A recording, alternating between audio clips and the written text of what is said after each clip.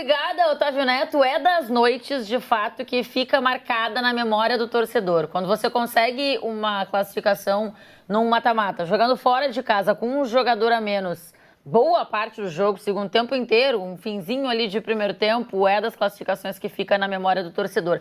Ainda mais na Copa do Brasil, tendo essa coincidência de já ter eliminado o Atlético 13 anos atrás, como disse o Otávio, naquele que eu acho que é o último time que, de alguma forma, traz alegria para o torcedor do Vasco. É aquele título de 2011, depois daquela caminhada que estava acontecendo em 2012, durante a Libertadores. E aí tem aquela defesa do Cássio, que aí fica marcado e parece que o mundo muda completamente para o Vasco a partir dali. Então a lembrança para o torcedor é que será que estão voltando os bons tempos? Óbvio que a gente vai falar muito dessa classificação do Vasco aqui, o Vasco que pega ou Atlético Mineiro ou São Paulo, que se enfrentam amanhã, e também falaremos, claro, da classificação heróica também do Corinthians, porque o Corinthians faz um golzinho nos minutos finais, nos acréscimos, lá no Alfredo Jaconi, na ida, que deixa o Corinthians vivo. E aí, hoje, praticamente no último lance, faz o gol que sela a classificação, não precisou de pênaltis, o Corinthians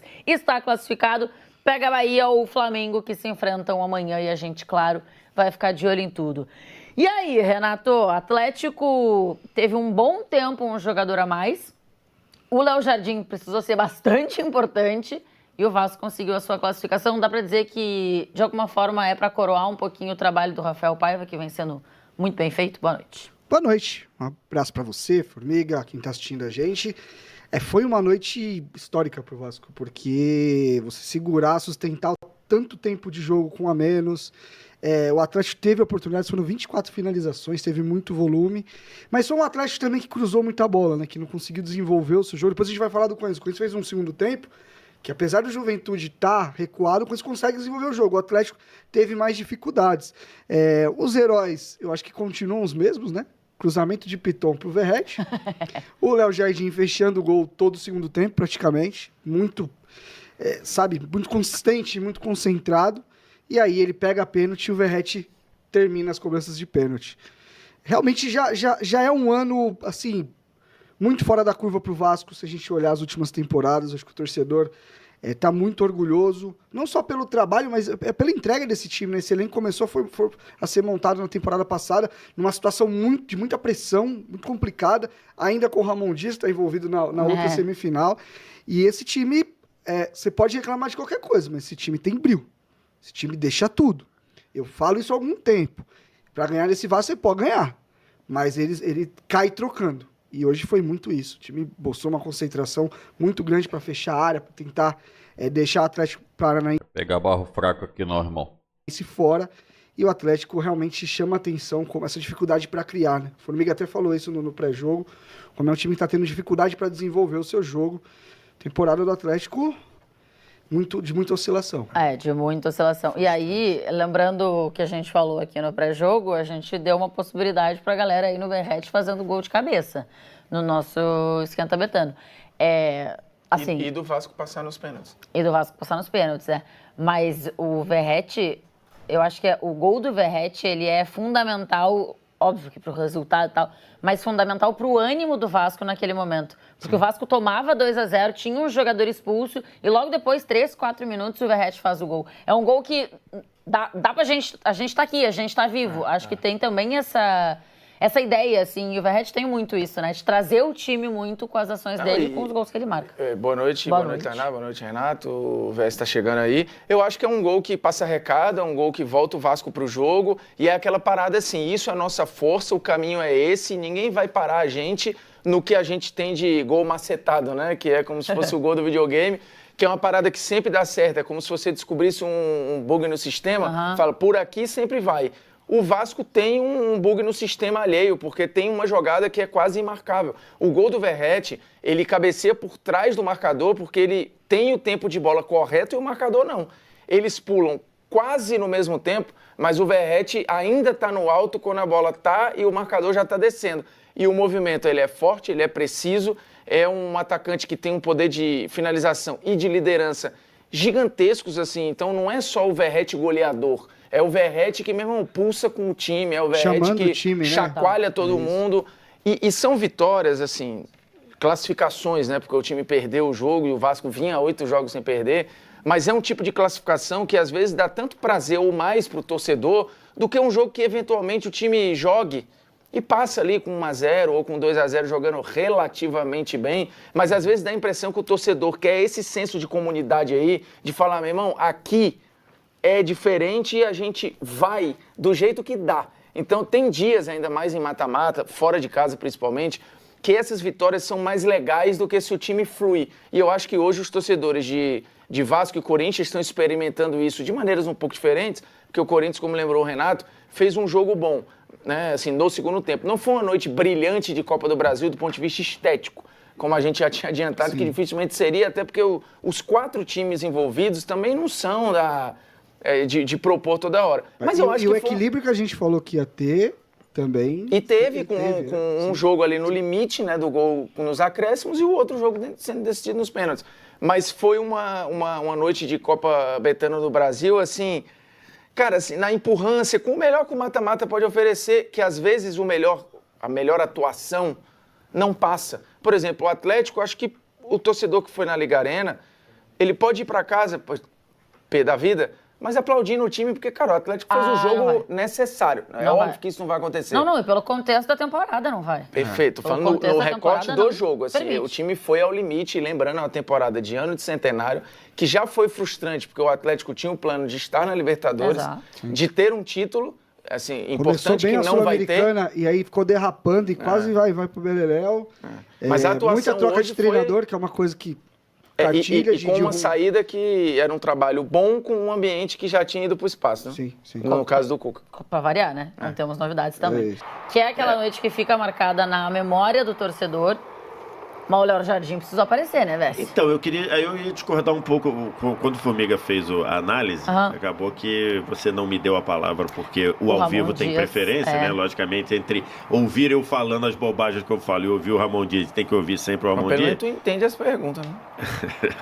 Mas, lógico, nós dois estamos na mesma língua, estamos na língua pátria. Mas eu discordo um pouco do Formiga. Eu acho que a partida do Atlético não seria uma partida no mundo ideal para o time sair aplaudido. Eu acho que a partida do Atlético tem graves deficiências, inclusive uma coisa que passou meio batido, não sei se vocês acompanharam por atenção, porque acho que o jogo do Corinthians estava mais pegado e tudo. O Atlético só chega ao primeiro gol porque o Maicon, zagueiro, sai para ser atendido e dá uma bagunçada no sistema defensivo. Até então, Foi isso que eu falei. Ele foi ser atendido ali, bateu a cabeça com o zagueiro do Atlético Paranaense e voltou meio atordoado. O Vasco estava jogando certinho, cara. O Vasco estava jogando certinho. E nesse gol ele come bola também, né? O Maicon nesse gol viaja. O segundo? Eu acho que aí é muito mérito, cara. Muito mérito. Ninguém pressionou a bola aqui. Então, esse aí de novo o Piton, né? De novo a bola no Piton, né? As costas do Piton, assim. Pô, mas então, o Maicon, se esquece, tem alguém atrás dele. Mas então... Mas essa bola que vai para um lado, vem para o outro. O Vasco acabou tendo uma falta de sorte, porque o Vasco estava certinho, ajustadinho, aí o Maicon saiu, o Hugo Moura, que estava bloqueando tudo por dentro, veio para a zaga, e aí deu uma bagunçada. Quando sai o gol, o primeiro gol, o Maicon tá de lateral direito, porque ele tinha acabado de voltar a campo. Sim. Isso é um ponto importante. Então, já tinha uns 2 contra-ataques também, que já tinha até conseguido chegar um pouco. Exatamente. O Vasco tinha tido uma jogada do Canóbio que ele não conseguiu dar em bola, aí tem o primeiro gol e o segundo gol. Oi, logo depois tem outra jogada do Canóbio. O Vasco estava jogando certinho, cara. O Vasco estava jogando certinho. E nesse gol ele come bola também, né? O Maicon nesse gol viaja. O segundo? Eu acho que aí é muito mérito, cara. Muito mérito. Ninguém pressionou a bola aqui. Então, esse aí de novo o Piton, né? De novo a bola no Piton, né? As costas do Piton, assim. Pô, mas o Maicon, se esquece, tem alguém atrás dele. Mas então... mas essa bola que vai para um lado, vem para o outro. O Vasco acabou tendo uma falta de sorte, porque o Vasco estava certinho, ajustadinho, aí o Maicon saiu, o Hugo Moura, que estava bloqueando tudo por dentro, veio para a zaga, e aí deu uma bagunçada. Quando sai o gol, o primeiro gol, o Maicon tá de lateral direito, porque ele tinha acabado de voltar a campo. Sim. Isso é um ponto importante. Então, já tinha uns 2 contra-ataques também, que já tinha até conseguido chegar um pouco. Exatamente. O Vasco tinha tido uma jogada do Canóbio que ele não conseguiu dar em bola, aí tem o primeiro gol e o segundo gol. e o segundo gol. Oi, logo depois então, tem outra jogada do Canop, tá mó abafa, assim, pra meter o terceiro ali era 2 palitos. E aí o Verratti acha o 2-1. E aí tem a expulsão do Ryan, que foi uma expulsão... Que, aliás, deve ser a pessoa mais aliviada da face da terra neste momento. Cara, a expulsão, assim, ela é de um peso e de uma bobeira. E aí tem a conexão Piton-Verratti. Cara, o Verratti, nessa jogada, ele é imarcável. Ele é imarcável. O tempo de bola dele é bizarro. É brincadeira, e a bola não entraria em outro lugar. Cara. É uma bola muito difícil de finalizar. É uma bola muito... Até porque ela passa um pouco também. A gente falou isso do gol no brasileiro, que é o cruzamento do Leandrinho da base, que a bola passa um pouco. Essa capacidade dele de finalizar bolas que são muito difíceis e você finalizar com critério. Consertar, né? Meio que consertar a coisa aqui. E aí o tempo de bola com o marcador caindo, ele ainda não é. Exatamente. E aí tem o segundo tempo, que eu acho que o segundo tempo tem o começo, a Tainá é precisa. Os primeiros 5 minutos, o Léo Jardim faz 2 milagres. E depois o Atlético não consegue uma jogada de aproximação, não consegue uma jogada de triangulação. É bola cruzada o tempo todo, é bola passando o tempo todo. Então, assim, acho que o Atlético merecia fazer mais. Deveria fazer mais. O Zapelli sai com 15. Eu não sei que... Não consegue completar um jogo também. Eu não sei qual foi a circunstância, mas ele era o melhor em campo disparado. Ele tá jogando pra caramba. E aí morre o jogo por dentro do Atlético. E automaticamente ele começa a fazer jogo pro lado. E aí o Coelho faz uma boa jogada que ele passa pelo cara e a bola é cruzada lá, não encontra ninguém. E depois cruzamento, passa. Aí o Mastriani cabeceia alguma, todo desequilibrado. Aí o zagueiro Kaique Rocha vai pra frente, aí cabeceia as duas, todo desequilibrado. Então assim, o Atlético não fez um bom jogo para quem tava com 1 a mais desde... O Atlético jogou 1 hora com a mais, se você botar uma acréscimo. E é muito cruel que o Canóbio seja o cara que perde o pênalti, tinha sido um dos melhores no primeiro jogo, vice-artilheiro do time na temporada. Hoje não jogou tão bem, hoje o Zapelli jogou demais e o Coelho fez um excelente segundo tempo. De intensidade, cara, dificilmente completa o jogo todo, cara. Muito difícil. E aí o Vasco... mas e o Vasco? Cara, o Vasco fez o que dava, perdeu a expulsão do Ryan, era para matar o time do Vasco, fez o 2-1, fez o gol que manteve o vivo e depois bloqueou muito bem. Ali o Hugo Moura fez um grande jogo. O Sforza, que foi muito questionada a titularidade dele, fez um grande jogo. O Hugo Moura talvez tenha sido o cara de mais impacto, né, nesse Vasco para o time ser competitivo. E o começo da trajetória do Hugo Moura é terrível, porque ele é expulso na Neoquímica, na Liga Arena. Ele é expulso na Liga Arena, numa jogada que ele dá um passo para trás, faz a falta, no começo do jogo. Então, assim, é uma classificação de gente grande do Vasco pelo e cenário. 2 times em reconstrução, né? Corinthians com as 20 contratações aqui que a gente falou. E o Vasco também fazendo contratações durante a temporada, né? E não usou ninguém, né? E não usou ninguém. Coutinho crítica... não viajou, o Souza e o Alex Teixeira ficaram no banco. Então, assim... E assim, muita gente questionando a questão de trazer um zagueiro, o Vasco não trouxe. Eu acho que a torcida do Vasco, de uma maneira geral, está bem mais infeliz que o do melhor zagueiro. Porque o Vasco não conseguiu se movimentar porque não hoje da galera da janela do meio do ano entrou o Emerson Rivaldo Rodrigues. É isso. E até entrou bem. Ele deu umas aliviadas ali de pressão, algumas arrancadas que ele segurou a bola e tudo. Então, assim, uma classificação muito impactante do Vasco. Muito grande, muito grande do Vasco. Pode ter... Quer dizer, pode não, porque o time já está... tá na semifinal, ele está bem já. Não, pode ter impacto na manutenção de que o caminho é esse. Agora, assim... Eram 8 jogos, acho, né? 8 jogos eram sem perder, e perdeu hoje. A gente conversou isso no Esquenta Betano lá sobre como o Rafael fez algo que qualquer um faria, cara, tentar ajustar o Coutinho dentro do time, com o Payet até e tudo, e que aquilo teve um impacto, o time desandou em algum momento e ele fez o reajuste de rota. Ele vai ter um desafio daqui a pouco, que é entender, tendo o Coutinho apto, o que fazer. Porque é muito desafiador, velho. Não é fácil. Colocar, os caras vão querer matar ele. Não é fácil tu bancar um dos dois, porque assim, ou tu vai bancar o Coutinho, ou tu vai bancar o Payet. Eu acho muito difícil tu encontrar uma estrutura que sustente os dois sem sacrificar os caras que estavam carregando esse piano. David, vai matar o Verratti também. Verratti. Então, assim, tu vai ter que fazer o Verratti, tá? Como o Cano fazia, às vezes, para poupar o Ganso. Lá tava o Cano atrás da linha da bola, mas era um Fluminense com outra estrutura. Hoje até teve, mas no cenário de um a menos. Sim, de desespero e tal. E hoje ele foi muito corajoso, porque ele começou com o Payet e Esforço, tirou o Payet no intervalo numa medida corretíssima, porque o Emerson Rodrigues entrou muito bem. E, cara, assim, é um Vasco completamente diferente. E a gente falou disso, né? Como o diagnóstico do Rafael foi importante num momento ali crucial da temporada. Porque alguém sabe falar se ele é interino ou se ele é treinador do Vasco? Porque tá nessa ainda. O Vascaíno fala, não muda. Mantém assim. Já é, né? Aquele namoro que você já tá dando satisfação. Isso aí. Já conhece a família, mas não namora. Fixo. É isso. Fixo. Bela. Mas assim, ele foi muito esperto ao se ligar qual que era o problema do Vasco no momento que o time tava... Que era um time que não pegava ninguém. Era um time com uma intensidade muito baixa. Mordia aí começa nada, não mordia nada. chega Coutinho, Paê, Souza, Alex Teixeira. E voltava de mão. Aí você olha pro Cocão e pro Gumora, que deram um up na equipe, você vai tirar os moleques. São decisões muito difíceis. E é muito difícil tu conversar assim, com o torcedor médio e falar, cara, o Coutinho ou o Paê não conseguem jogar porque eu preciso botar o Cocão, ou o Hugo, ou o Esforço, sei lá, caras com muito menos grife. É difícil pro cara entender depois de todo o movimento que foi criado. Hoje eu acho que o torcedor...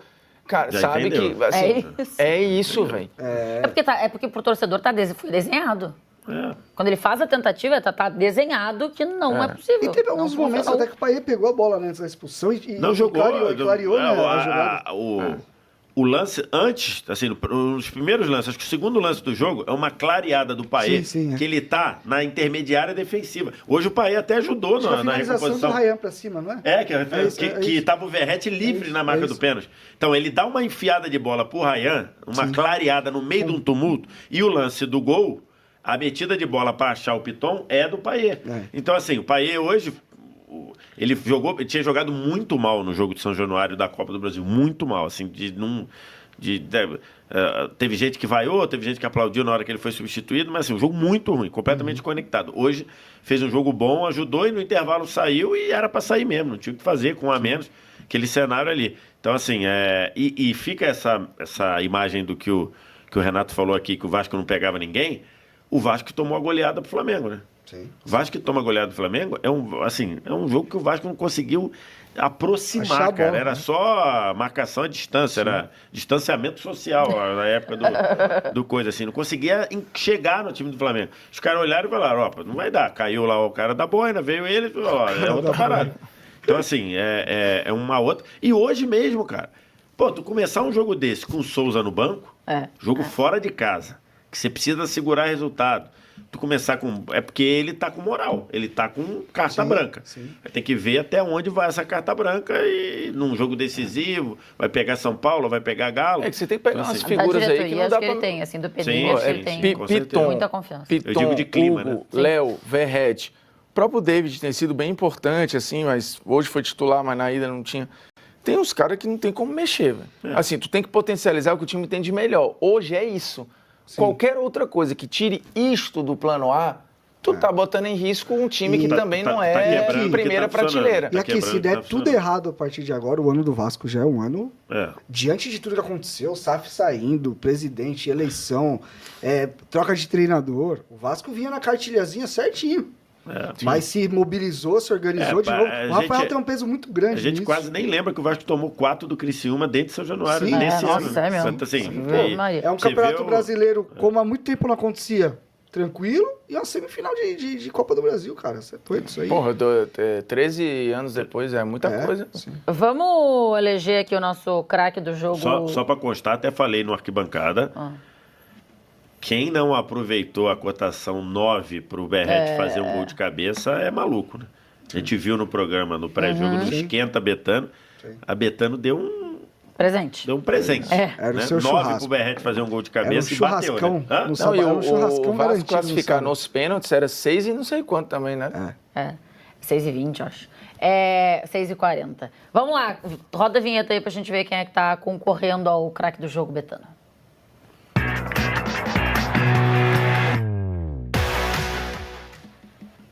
Chururum, muito bem.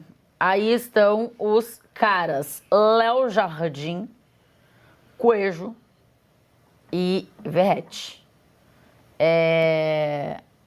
Renato, você vota em quem? Léo Jardim, com o coração apertado, porque sou fã do Pirata, mas o Léo Jardim ele faz defesas muito importantes no momento crucial do jogo e pega o pênalti. Goleiro que pega pênalti, meu parceiro. E lembrando, tem muita gente que fica bravo quando o seu goleiro não acerta o canto. O goleiro não tem obrigação de pegar pênalti, e ele pegou. Vitor Sérgio.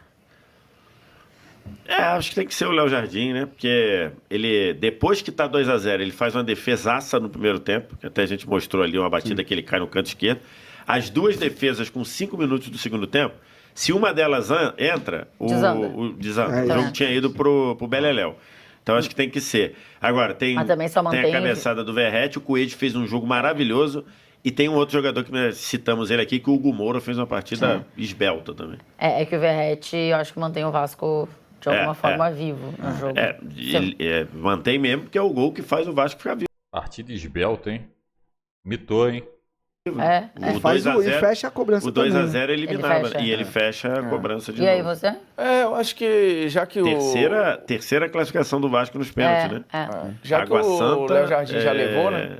Fortaleza e... Léo Jardim já levou. Então, o Vasco é o time da virada. O Vasco é o time do amor. Vou votar no Verratti, que é porque um votinho um merece. Aqui é voto político. Aqui para voto de justiça. Aí só ficou vermelho. Tudo bem. Porque... Ele tá igual o árbitro quando foi ao VAR e voltou. Mas o Verratti tem a história do o que salvou e o que botou o time no jogo para ser salvo. O Verratti é muito importante, cara. Muito importante. Tá aqui, ó. Então vamos mandar para a casa do Léo Jardim? Tem direito a um troféu de craque do jogo. Betano tá aqui, o troféuzito dele. Se valer uma ida ao RJ aí, a gente se candidata aí a entregar. Sim. Mas aqui aí vai ter briga, né? Vai ver quem é que vai. A gente tira no 0-1 dedos aqui, vamos ver quem leva aí. Tem casos já que vocês brigam tanto, aí eu acabo que eu levo. Vai pra lá, tu nem quer, tu não vai pra praia. Vocês são a favor do amor? Sou. Então, a resposta você sabe o que eu tô te falando. É verdade, o ano tá... peraí, gente. Ué. Tu tem contatinho no RJ? Tenho. Aí complicou. Não, contatinho é uma coisa. Aqui já tá na outra linhagem. Já tá no peguete físico. Mas então ele tá passos à frente. Eu que tenho que ir mais pra, fazer mais contatinhos. Como é que é fazer o scout? Fazer a prospecção. Fazer prospecção. Eu tô precisando fazer prospecção de contatos. Olha. Aqui, quer mostrar o troféuzito? Prospecção de troféu que bonitinho. também. Bonito. Ela vem, Nossa, tá parecendo meio pirata, ó. David Bowie. Hoje avisava. É verdade. Tá aqui o troféu, que tem direito ao nosso craque do jogo, o Betano, que é o Léo Jardim hoje. Foi bem demais, inclusive. Acabou. Ergue. E é isso aí, pessoal. O nosso Vascão ganhou mais uma. Nossa, que jogo, hein? Meu coração quase explodiu. Um misto de emoções, de raiva, de alívio. Conta aí pra mim, como é que você se sentiu no jogo? Ficou que nem eu? Um misto de emoções. O Vascão ganhou, passou da Copa do Brasil, agora vai esperar aí a partida entre São Paulo e Atlético Mineiro ser definida aí pra gente ver quem a gente vai pegar aí na semifinal. Vitória no sufoco, um jogo difícil, um jogo duro. Conseguimos aí na raça, né? Graças àquele golaço do Verratti, cruzamento do Piton, Léo Jardim fechou o gol. Não tem jeito, tá com pinta de campeão. Tá com pinta de campeão. Se a gente conseguir continuar nessa pegada aí, é claro que se a gente não passar tanto sufoco, melhor, né? Porque, meu amigo, estão só com os nervos à flor da pele. Ai, meu Vasco, você ainda vai me matar. É isso, galera. Verifique sua inscrição. Verifique se está inscrito no canal. Se não tiver inscrito, inscreva-se. Ative o sino das notificações. E curta esse vídeo para que mais vascaínos recebam o nosso conteúdo aqui no YouTube. Aqui, só quem tem um DNA Vasco. Eu vou ficando por aqui. Até o próximo vídeo. Tchau. Vou deixar os créditos aí do programa, das imagens aí na descrição. Um abraço, tchau.